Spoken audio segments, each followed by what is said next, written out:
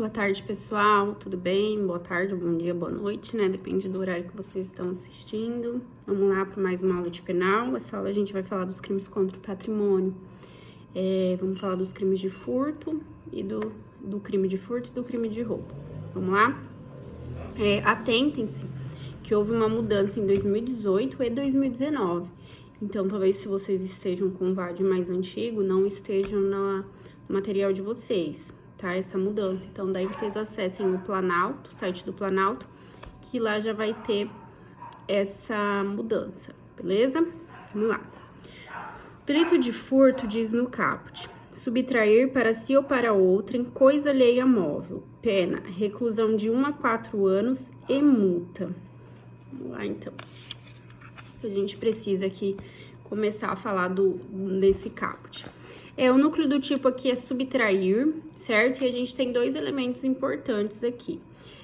Que essa subtração tem que ser para si ou para outrem e de coisa alheia móvel, certo? O que seria uma coisa alheia móvel?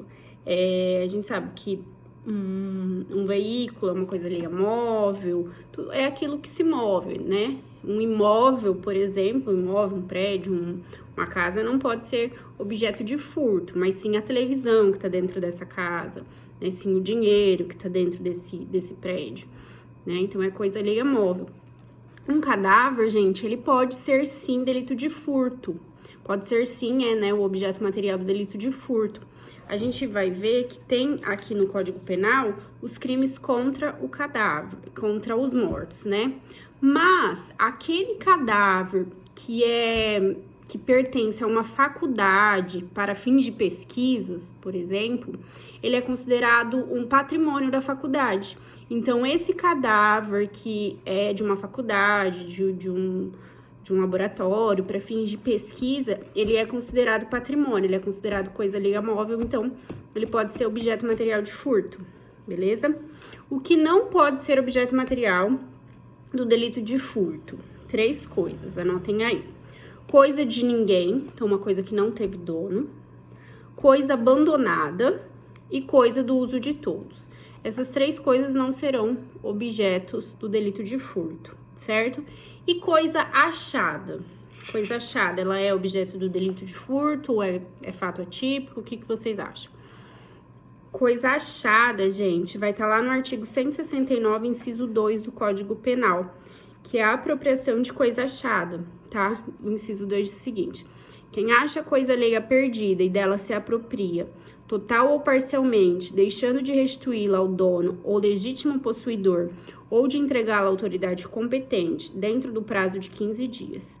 Então, a subtração de coisa achada, né? Na verdade, não é nem subtração, é a apropriação de coisa achada, ele não é considerado um furto. Ele é considerado lá o crime do artigo 169, inciso 2.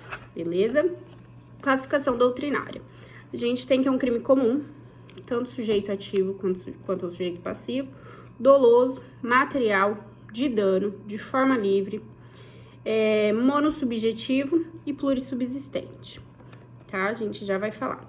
Então, qual que é o objeto jurídico? Patrimônio, tá? A gente tá falando dos crimes contra o patrimônio. E o objeto material? O objeto material é justamente a coisa alheia móvel, que também a gente já citou. Gente, sujeito ativo, qualquer pessoa, desde que não seja o proprietário ou o possuidor da coisa, certo? Por quê? Porque eu tenho que furtar, subtrair coisa alheia móvel. Como que eu vou subtrair algo que não é alheio, né? Não tem como. Então, qualquer pessoa, desde que não seja o proprietário ou possuidor, tá? Sujeito passivo são justamente o proprietário ou possuidor, podendo ser qualquer pessoa física ou jurídica.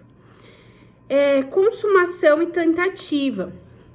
Aqui a gente tem 2 correntes, tá? Claro que a gente tem a majoritária e a minoritária. Então, vou falar das 2 correntes. Corrente majoritária, que é encabeçada por Damásio de Jesus, Ney Moura Teles e pelo nosso STJ, diz o seguinte, que o furto se consuma no momento que a res furtiva é retirada da esfera de posse e disponibilidade da vítima, ingressando, consequentemente, na posse e disponibilidade do agente, né, do sujeito ativo. ainda que não tenha ele a posse tranquila sobre a coisa. Então, essa corrente entende o seguinte: retirou da esfera da vítima, esfera de posse e disponibilidade da vítima, e tá na esfera de posse e disponibilidade do agente, configurou o crime, consumou, né, o crime de furto. Ainda que não haja uma posse tranquila. Por exemplo, a pessoa furtou e logo em seguida ela foi perseguida pela polícia. A gente não pode falar que teve uma posse tranquila sobre a coisa, né?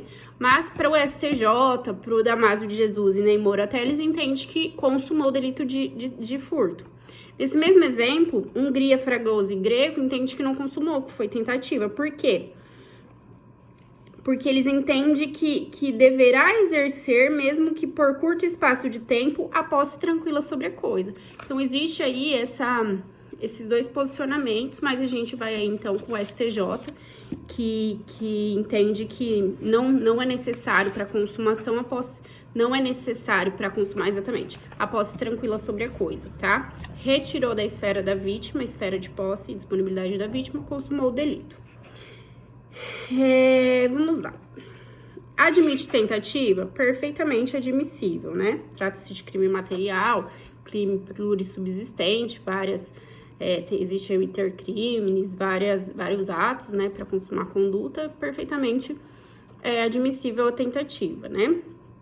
Muitos já devem ter sido vítima de uma tentativa de furto. Elemento subjetivo, dolo, tá? Não pune a modalidade culposa nesse crime de furto. Modalidade comissiva e omissiva. Então, comissão, por quê? Subtrair é uma ação positiva, é uma conduta positiva de subtrair. Então, é um crime comissivo. Mas a gente pode falar também que ele é omissivo impróprio, né? Ou comissivo por omissão. Por exemplo, o vigilante, que tem o dever contratual de cuidar daquela coisa, né? Daquela coisa alheia móvel, ele percebe que ela seria subtraída, né? Podendo aí evitar a subtração e dolosamente ele deixa de agir.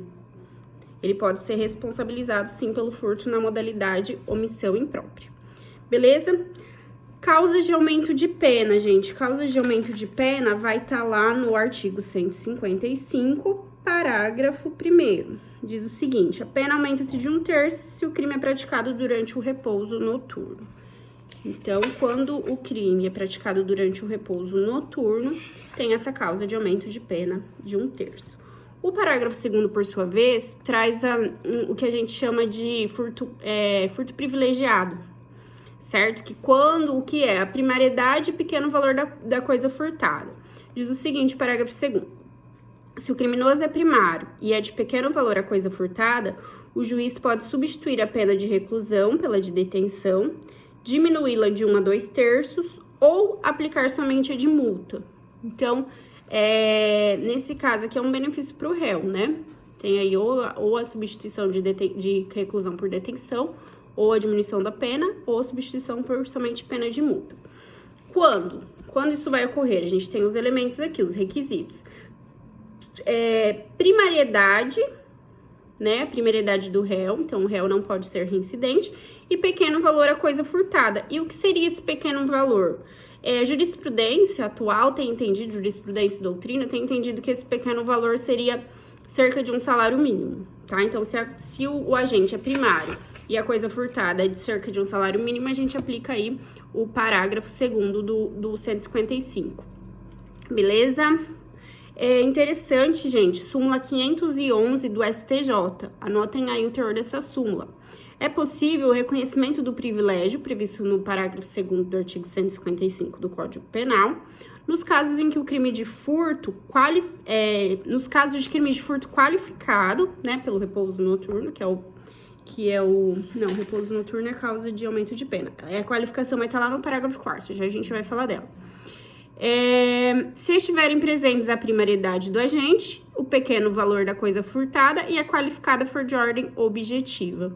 Então, a gente vai ver aí, quando a gente vai ver as qualificadas, quando for de ordem objetiva, vai poder aplicar também o parágrafo 2º, que é justamente o furto privilegiado, beleza? Furto de energia, parágrafo 3º. Equipara-se a coisa móvel, energia elétrica ou qualquer outra que tenha valor econômico. Então, aquele que furta uma energia elétrica, uma energia solar, uma energia sonora, energia térmica, energia mecânica, ele pratica o furto de energia elétrica, o que a gente chama de furto de energia elétrica, né? Ou furto de energia, melhor dizendo, do parágrafo 3º do 155, tá? Que é a mesma pena do caput. Uma curiosidade aqui. Aquele que faz um gato no poste, ele responde muitas vezes por furto de energia ou por estelionato, tá? Vai depender do momento que está sendo furtado essa energia. Vejam duas situações diferentes. Imagine que, por exemplo, aquele que desvia a corrente elétrica antes que ela passa pelo registro. Então, desvia direto do poste. Nesse caso, é o furto de energia. Agora, situação diferente é aquele que modifica o medidor, certo? Então, não é direto do poste, ele modifica o medidor, o seu próprio medidor, ou seja, há um fraude, né? Com a intenção de furtar essa energia. Nesse caso aqui é o delito de estelionato, tá? Porque ele tá cometendo um fraude, também é crime contra patrimônio, mas vai ser lá do artigo 171, que é o delito de estelionato. Beleza? Modalidades qualificadas. Parágrafo 4º. A pena é de reclusão, eu vou ler aqui, vamos lá. A pena é de reclusão de 2 a 8 anos e multa se o crime é cometido. Inciso 1, com destruição ou rompimento de obstáculo à subtração da coisa. Inciso 2, com abuso de confiança ou mediante fraude, escalada ou destreza. 3, com emprego de chave falsa. 4, mediante concurso de 2 ou mais pessoas. Então, vamos lá. O inciso 1, o que seria destruição, rompimento de obstáculo? Imagine que a pessoa destruiu um cadeado, né? Ou rompeu, assim. A doutrina traz um exemplo bem clássico que eu vou falar para vocês. Aqui, ó, o agente, ao invés de destruir e inutilizar o cadeado, coloca para impedir a abertura de uma porta, consiga retirá-lo desparafusando os suportes que o sustentavam, para logo em seguida a subtração recolocá-lo em seu lugar. Nesse caso aqui também caracteriza, né, o inciso 1, certo? Então, quando o agente praticar o furto nessas condições, vai ter essa causa essa qualificada, né, o chamado furto qualificado. Abuso de confiança, gente, aquela funcionária que você tem em casa há anos, que você tem confiança nela e ela abusa dessa confiança para realizar um furto. Também aplica, considera esse furto qualificado.